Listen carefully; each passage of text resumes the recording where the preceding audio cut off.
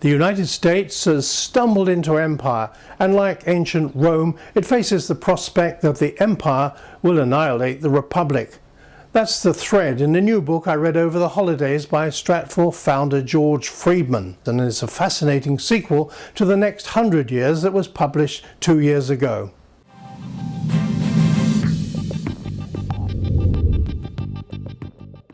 Welcome to the first agenda of 2011. George, can you explain to me the thrust of your new book? Well, it begins with the question of republic and empire. We are a republic, we were founded as a republic, we have become unintentionally an empire. The question is how these two things coincide. I locate the solution, if there is a solution, in the presidency, in the ability of a president to lead and reconcile these things. Presidents like Reagan, Roosevelt, Lincoln did it. Presidents like Carter and Bush didn't. How do we bring them all together? And then I turn to the question of foreign policy very concretely, region by region. How should the American president in the next decade manage its foreign relations? And make the case that the United States must become less active in the world, use the balance of power more effectively, manipulate the other countries more effectively, because the United States can't become committed to any one region or any one issue. It has a world to manage. Of course, in the last 10 years, and particularly since 9/11, the United States has been hyperactive, particularly in the Middle East. Will the Middle East still be the center of attention for the next 10 years? The United States, in facing 9/11, had to make a response. The response was to focus in obsessively on the question of terrorism, and therefore on this one region of the world. This is an extraordinarily important region of the world, and terrorism is an important matter. It cannot be the only matter, and it can't be the only region that the United States focuses on. The United States has to rebalance its policies, not by trivializing this region, but by being present in the region in a somewhat different way.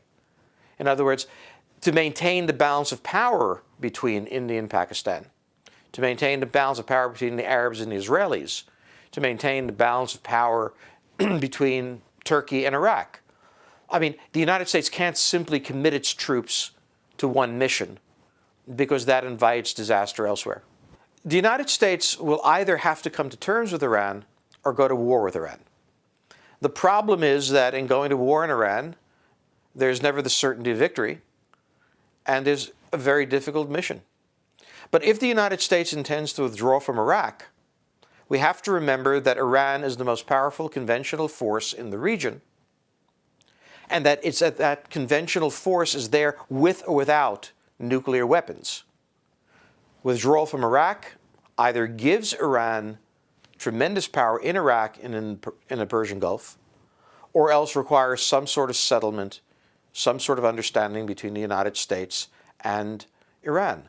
Now, that sounds preposterous and unthinkable, but no more unthinkable than the U.S.-Chinese relationship would have been in 1965, or a U.S.-Soviet relationship would have been in 1930. History is full of the improbable, and this will be one of them. Spool back to the millennium 10 years ago, and few people would have thought that Russia would make such a recovery, or that China would make the progress that it has.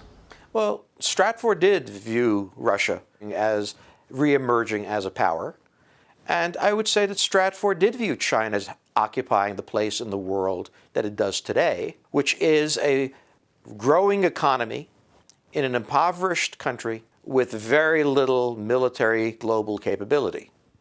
So it depends what we think they've achieved. But I think when we look forward to this, we see Russia having achieved a kind of balance that secures its interests. And China is facing the ongoing crisis, how to manage a country in which 70 million people perhaps live middle-class lives, and over 1 billion people live in extraordinary poverty. This is a political problem, it's an economic problem, it's a social problem. What are the limits to Russian power? The limits to Russian power are more self-imposed. The Russians no longer want to occupy Western Europe. they want to reach accommodation with them. If they're too aggressive, countries like Germany won't accommodate them. But Germany depends on Russian natural gas. Russia wants German capital, technology invested there. There are synergies of interest between Russia and some of the European countries. Russia now does not want to be a great imperial power. It wants to be integrated into economic wealth, and it's going to reach out and try to do that. Well, that may be the situation, but the new relationship between Moscow and Berlin is causing problems for a lot of people, particularly the Poles. Right now, the Poles don't know quite what to do about it. They're hoping for a larger American commitment to them, but that commitment can't happen until things settle down a bit in the Middle East. U.S. forces are committed there, and they're not available elsewhere. And therefore, I would argue that this is one of the interconnectedness of the world. The U.S. rebalancing its position in the Middle East releases forces to block this entente between Germany and Russia getting out of hand. George, we've only been able to skate over the surface of your new book. When will we actually be able to read it? It's published on January 25th. I can't wait to see what's in it. The Next Decade by George Friedman, published by Doubleday, that can be ordered online from Stratfor. And watch for more conversations I'll have with George over the next couple of weeks on some of the controversial conclusions about Israel, Iran, Pakistan, China and Europe. From me, Colin Chapman, that's Agenda for this week. See you again next week.